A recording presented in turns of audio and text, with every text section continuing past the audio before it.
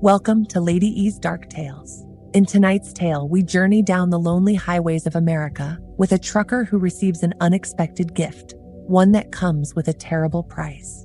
So dim the lights, pour yourself a strong drink, and settle in for a chilling ride through the darkness of the human soul and the unquenchable thirst of immortality. Keep your doors locked and your windows rolled up tight as we delve into a tale I call Long Haul to Eternity. Now I ain't no one special, just a country boy who makes his living driving an 18-wheeler across God's green earth. Been doing it for the better part of 30 years, seen sunsets that'd make a poet weep and storms that'd send old Satan running. But ain't nothing in this world or the next that could have readied me for the night I met Abel. About 2 years back, Doc hit me with the news. Lung cancer. My own body had turned against me, my cells lining up to dig my grave. But I've got the stubbornness of a mule, and I wasn't about to let the big C drive me into the ground. Plus, I couldn't stop working, even if I wanted to. I had to pay the bills. So I kept on trucking. My Kenworth turned into a rolling coffin, with me playing the part of the corpse. It was on a biting cold winter's night, driving through the lonesome stretch between Salt Lake and Vegas, that I saw him. A lone figure, pale as a sheet, thumb out for a ride. Hitchhikers ain't my thing, but something about him made me hit the brakes.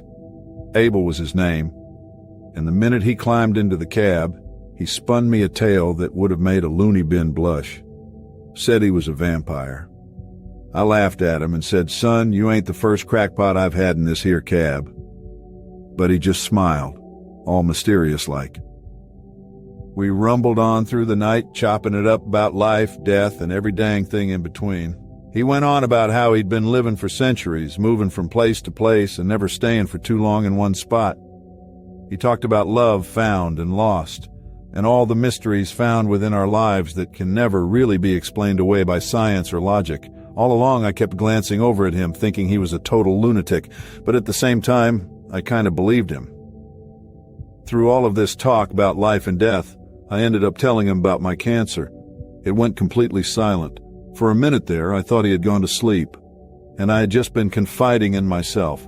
But when I looked over at him, his eyes were filled up with a sorrow that made my heart ache. He sat quiet, just listening with that strange smile plastered on his face.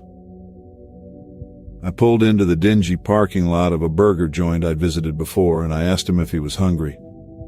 Then out of the blue, he said, "What if I could cure you, give you a new shot at life?" I told him the only cure for me is a pine box 6 feet under.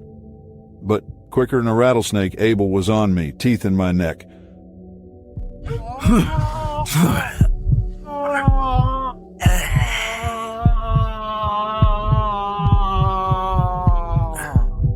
remember a burn, then a warmth spreading through me, and then everything went black.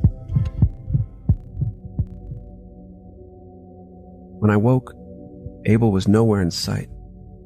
I looked around the cab, making sure he didn't steal anything, but everything was still in its place. It was then that I caught a glimpse of myself in the rearview mirror and didn't know the man looking back at me. All of my grays were gone, my wrinkles smoothed out. I was a younger version of myself. I felt reborn, strong and full of energy. No more coughs, no more pain, no more cancer. But it came with a hitch. I was plagued by a thirst.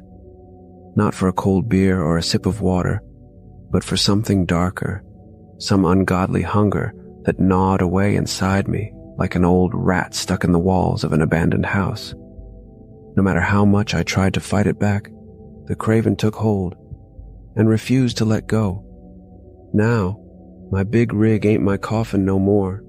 It's my hunting ground. Every stranger at a truck stop, every lonely hitchhiker is a potential meal. And the kicker? I'm still me, the same old country boy with a love for Johnny Cash, only now with a hunger I can't control. I don't know whether Abel's gift was a blessing or a curse. Sure, I'm free of my illness, but at what cost?